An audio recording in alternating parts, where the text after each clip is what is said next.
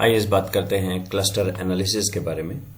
ये मार्केटिंग की एक टेक्निक है जो सेगमेंटेशन के लिए यूज होती है। मार्केटिंग के फंडामेंटल्स में अदर देन 4P STP भी पढ़ा जाता है, segmentation, targeting and the positioning. Segmentation के लिए यूज होती है क्लस्टर एनालिसिस। 2 स्टेप्स में की जाती है। पहले स्टेप के अंदर हिरार्किकल क्लस्टर जो हमें बताता है कि रफली एक चार्ट आता है जिसका नाम है डेंडोग्राम, रफली बताता है कि कितने क्लस्टर हो सकते हैं। फिर हम यूज करते हैं के मीन्स क्लस्टरिंग। तो इसको हम करके देखते हैं। ये मैंने इसी फाइल के साथ, मेरे पास 17 स्टेटमेंट है, 20 पीपल हैं, इनका क्लस्टर मैंने SPSS को यूज करके भी किया हुआ है और हिरार्किकल क्लस्टर R को यूज करके किया है। तो R में एक बार कैसे करते हैं वो रिवाइज कर लेते हैं। तो सबसे पहले मैंने फाइल को इंपोर्ट कर लिया यहाँ पे, तो मैं बिल्कुल शुरू से एक बार देख लेता हूँ। इंपोर्ट SPSS और ये मेरे पास अवेलेबल है यहाँ पे। ओपन डाटा व्यूअर मुझे नहीं चाहिए तो मैंने इसको इंपोर्ट कर लिया। इट्स ऑलवेज गुड कि अटैच कर लें और उसके बाद उनके नाम देख लें एक बारी। तो नेम्स में मेरे पास मुझे पहला वाला नहीं चाहिए, उसके लिए कैपिटल ब्रैकेट जो कि काम करता है सिलेक्ट केस का। पहला छोड़ दिया मतलब ऑल द रो, और -1 का मतलब पहला कॉलम को हटा दें और इसको DF में सेव कर दें। DF को अगर आप लिख के चेक करें या हेड ऑफ DF लिखेंगे तो आपको ये कुछ स्टेटमेंट्स यहाँ पे दे देगा, पहले 6 के करीब। अगर मुझे चेक करना है मिसिंग फ्रीक्वेंसी तो यहाँ पर होता है is.na। क्या NA है तो एक एक सेल को चेक करेगा, ये एक एक रिप्लाई करेगा और उसका टोटल अगर हम कर दें सम तो वो हमें सम दे देगा। कंप्यूटर में प्लीज रिमेंबर फॉल्स को 0 बोलते हैं और ट्रू को 1 बोलते हैं। ये कंप्यूटर का बेसिक फंडामेंटल है। सबसे पहले पूरा डाटा सेट है, इसमें कोई टेक्स्ट वैल्यू नहीं है अदर देन लिकर्ट स्केल नहीं है, तो मैंने इसका डिस्ट से डिस्टेंस निकाल दिया। तो अगर आप देखेंगे एक बहुत बड़ा नंबर आएगा, हर एक से इसने डिस्टेंस निकाल दिया है। और वहां पे मैं यूज करता हूं H क्लस्ट हिरार्किकल क्लस्टरिंग करेगा। इसका आउटपुट आप देखेंगे तो उसमें कुछ आपको नहीं समझ आएगा, तो हम सीधा उसको प्लॉट करते हैं। और मैं इसको लेबल कर रहा हूं क्लस्टर में, जो फाइल में पहला कॉलम था ना नेम, उससे मैं इसको लेबल कर रहा हूं। तो प्लॉट, तो आप देखें इससे ओवरऑल इस तरह का ग्राफ आ गया। तो देखने पे पता लग रहा है बेसिकली 2 क्लस्टर हैं, या 10 की डिस्टेंस पे देखें तो 3 क्लस्टर दिख रहे हैं। एक ये क्लस्टर है 5 के करीब लोगों का, एक क्लस्टर है, एक 3 क्लस्टर दिखते हैं। तो अब चाहें तो rect.h क्लस से इस पे एक लाइन भी लगा सकते हैं। तो इसके ऊपर ये लाइन आ गई, 3 ऐसे दिखेंगे। आप यहां पे 2 करेंगे तो 2 पे लाइन आ जाएगी, जहां से 2 शुरू हो रहे हैं, तो 3 क्लस्टर दिख रहे हैं। अब इसके बेस पे एक्चुअली क्लस्टर कौन से हैं, उनके अंदर कौन कौन से पर्सन्स हैं, इसके लिए हम चलेंगे k-means.knn। knn stands for k nearest neighbour. तो ये एक छोटा सा पैकेज है और इसमें कुल मिला के 4 ही फंक्शन है। हम एक ही यूज करेंगे के मीन्स को, इसी को यूज कर लेंगे हम।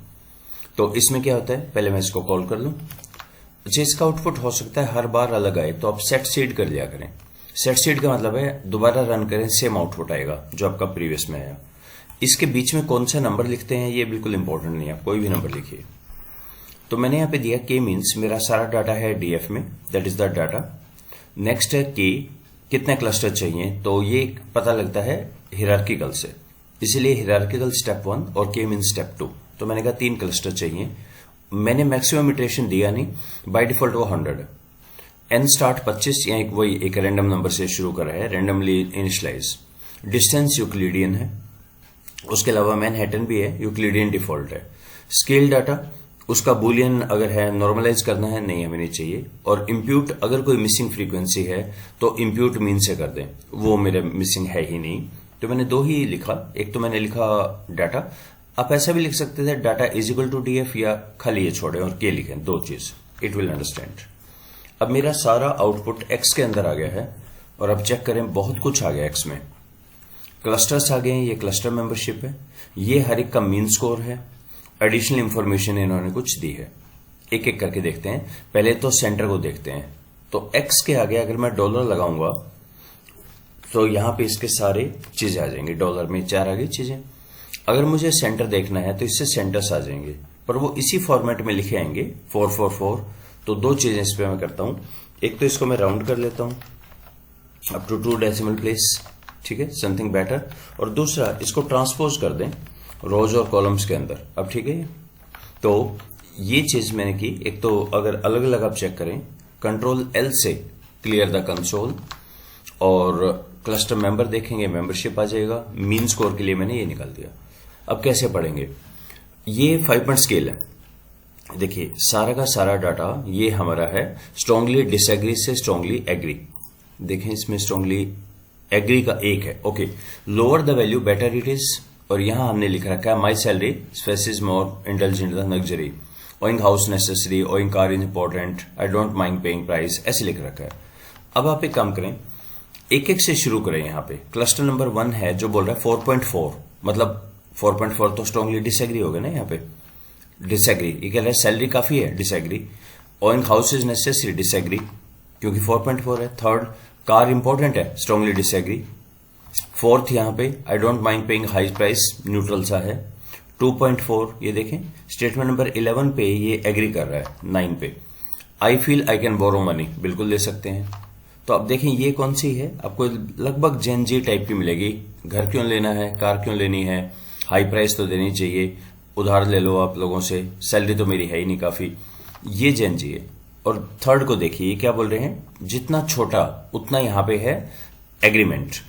तो इनसे पूछे थर्ड वाला 2.2, पहले 3 पे सैलरी काफी है, हाँ जी काफी है, एग्री। हाउस नेसेसरी, बिल्कुल नेसेसरी। कार इंपॉर्टेंट है, बहुत इंपॉर्टेंट है, राइट, इस तरह से। और एक पे 9th पे 4 बोल रहे हैं ये, I feel one can borrow money, strongly disagree. देख रहे हैं यहाँ पे जेन एक्स टाइप के, दादाजी टाइप के हो गए, ये दोनों के बीच में। पर यहाँ एक दो बातें हैं, हमें कैसे पता है इनमें सिग्निफिकेंट डिफरेंस है, यहां तो लग रहा है, पर इसमें 4 में है क्या, 4 इसमें, या देखिए ये 2 पॉइंट दिए तो बहुत ही करीब करीब है।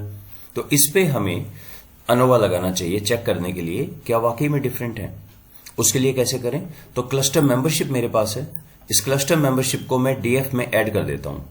अभी तो डीएफ में नहीं है ना, अगर आप हेड या नेम्स करें डीएफ, तो डीएफ के अंदर अभी तो सिर्फ 17 स्टेटमेंट है और कुछ नहीं है। तो मैं इसमें क्लस्टर मेंबरशिप ऐड करता हूं। ऐड करने के लिए है डीएफ के आगे डॉलर, जो भी नए वेरिएबल का नाम लिखें, तो डॉलर का डबल रोल है। एक रोल तो है डॉलर से, जब आप ये लगाते हैं ना एक्स डॉलर, ये बताता है मेरे पास ये चीजें हैं। इन चारों में अगर अब आपने एक और नई चीज ऐड करनी है, उसका नाम लिखें, और मैंने लिखा एक्स का क्लस्टर। अब चेक करें, अगर मैं दोबारा नेम से डीएफ लिखता हूं, अब यहां मेंबरशिप भी आ गया ना। नए वेरिएबल बनाने के लिए भी हम डॉलर ही यूज करते हैं आर में। अब क्या करेंगे, AOV analysis of variance, statement depends on this member. इसको अगर हम रन करते हैं तो इस तरह का रिजल्ट आता है, और अगर मैं इसकी समरी देखता हूं तो पूरी टेबल आ जाती है।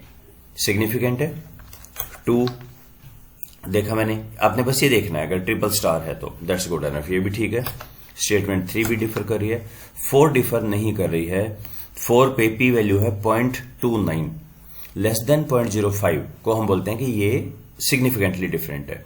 तो मतलब यहां डिफर नहीं कर रहे हैं। 4 पे चेक कर लें, 4 पे देखिए ये डिफर नहीं कर रहे, रफली दिखने में लग रहा है ऐसा है, एक ही जैसे हैं तीनों के मीन्स को। 4 बहुत मीनिंगफुल आपको नहीं दे रहा है कुछ इंफॉर्मेशन, एक जैसा है।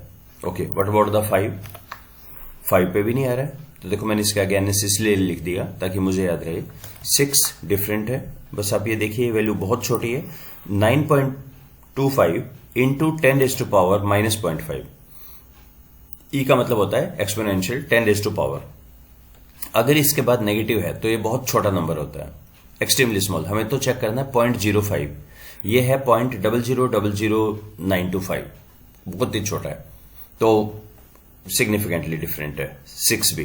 What about the 7th? नहीं, 7th नहीं है, 0.95 नहीं है। 7th चेक कर लें, 7th का मीन स्कोर जो है 2.6 to 2.7, सब एक ही जैसा बोल रहे हैं, सारे एग्री कर रहे हैं। क्या है statement number 7? I feel investing stock market is risky, सारे एग्री कर रहे हैं। Okay okay, what about the 8th? Differ है 9th, 10th, 11th, 12 डिफर नहीं कर रहा है, 0.865 आ रहा है। 13, 14, 15, 16 में नहीं कर रहा है, 17 नहीं कर रहा है, राइट।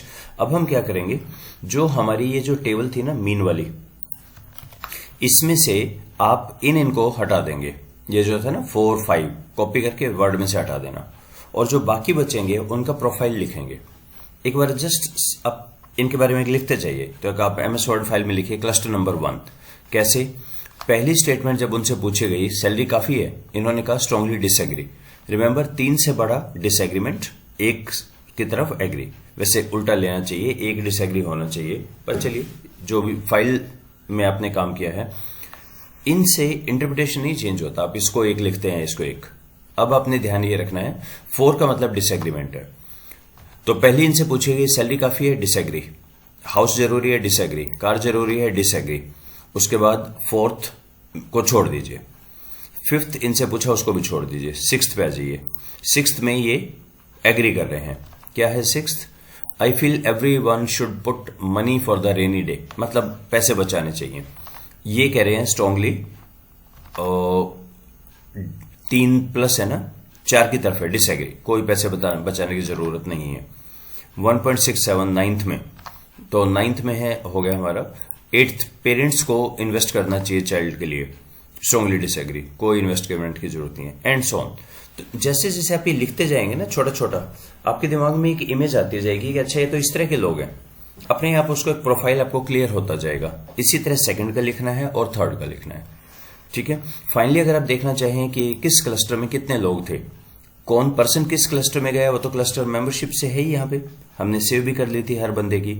और क्या हम इसका एक वो बना सकते हैं, एक डाटा फ्रेम अगर मैं बना के देखूं, data.frame, इसमें क्लस्टर 2 में से तो मैं लेता हूं इनका नाम, और यहां पे लिया क्लस्टर का X क्लस्टर्स। देखें बना के, ये भी आ गया। देखो एडिला पहले क्लस्टर में है, उसके साथ बेवरली भी है, उसके साथ कैरोल भी है, उसके साथ डेरेल भी है, ये से। तो इसका जो आउटपुट है और जो हमारा ये ग्राफिकल आउटपुट आया था, क्या ये सेम आएंगे? करीब आएंगे, एग्जैक्टली नहीं आएंगे। एग्जैक्टली सेम नहीं आते, काफी करीब आते हैं। जैसे 2nd क्लस्टर में यहां 5 लोग हैं, ओके, और हमारे ओवरऑल देखें, मैंने इसकी टेबल बना दी मेंबर्स की, यहां पर है 9, 3, 8, यहां 3 है, काफी करीब आएंगे, एग्जैक्टली सेम नहीं आते। ठीक, ये क्या किया मैंने, क्लस्टर तो ले लिया, नाम तो ले लिया क्लस्टर से, और X में है मेंबरशिप, दोनों का मैंने डाटा फ्रेम बना दिया, साथ साथ लिख दिया कौन कितने क्लस्टर में है ये। और एक है ग्राफिक्स, अगर आपने यूज करना है, ग्राफिक्स करने से ग्राफ आ जाता है, 3 ये दिख रहे हैं हमें क्लस्टर्स इसके। तो ये आउटपुट लिख देंगे, ये आउटपुट में ये आ जाएगा, प्लस उनके कैरेक्टरिस्टिक्स आ जाएंगे, और सिर्फ उनको लिखेगा कैरेक्टरिस्टिक्स में जो सिग्निफिकेंटली डिफरेंट है। अब देखिए यही चीज हम SPSS में भी करते हैं। क्विकली रिवाइज कर लें, analyse, classify, first step hierarchical clustering, इनको डालिए, लेबल बाय केस, मुझे स्टैटिस्टिक्स चाहिए नहीं, सिर्फ प्लॉट चाहिए, इसका नाम है डेंडोग्राम। सो डेंडोग्राम आ जाएगा इसमें, ये वैल्यूज आ रही हैं, ये ग्राफ आ गया, लगभग वैसा ही है। यहां वही 5 लोग आ रहे हैं, 5 लोगों में बोनी, कोरल, क्रिस्टोफर, एडवर्ड ऐसे आ रहे हैं मेरे। और यहां पे कौन से थे 5वें में, okay, so Carol, Davis, Dave, Eva, Alan, थोड़े से अलग आ रहे हैं, पर पता लग रहा है कि 3 दिख रहे हैं क्लस्टर। तो नेक्स्ट चलते हैं, क्लासिफाई, के मीन्स, इसमें सारा डाटा, क्लस्टर कितने 3, ऑप्शंस के अंदर अनोवा चाहिए, वहां हमें निकालनी पड़ती है, यहां भी चाहिए हमें अनोवा, ठीक है, ओके। तो ये आ गया हमारा फाइनल क्लस्टर। वो जो टेबल है ना मीन स्कोर वाली, ये वो वाली आ गई है। अच्छा, इसकी वैल्यू क्यों नहीं दिखाई दे रही है, यहां तक 4 क्यों दिखाई दे रहा है? ये एक्चुअली आप इसको चेंज कर सकते हैं, सेल प्रॉपर्टी में जाके नंबर अप्लाई, ऐसे ही था ये 4.4, 4.4, 4.4 समथिंग लाइक दैट। अनोवा मुझे याद है, एक तो 4th डिफर नहीं कर रही थी, 5th डिफर नहीं कर रही थी, 7th नहीं थी, एंड सो ऑन, वही है रिजल्ट।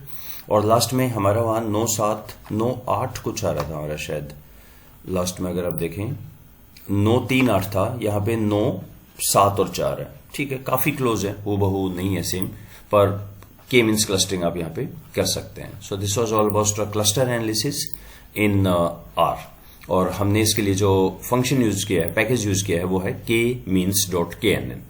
जो डिस्ट है ये तो बेस पैकेज के अंदर है, इसके लिए hclust बेस पैकेज में है, पर एडवांस के लिए k-means के लिए हम k-means.knn यूज कर सकते हैं। So let's stop here, thank you.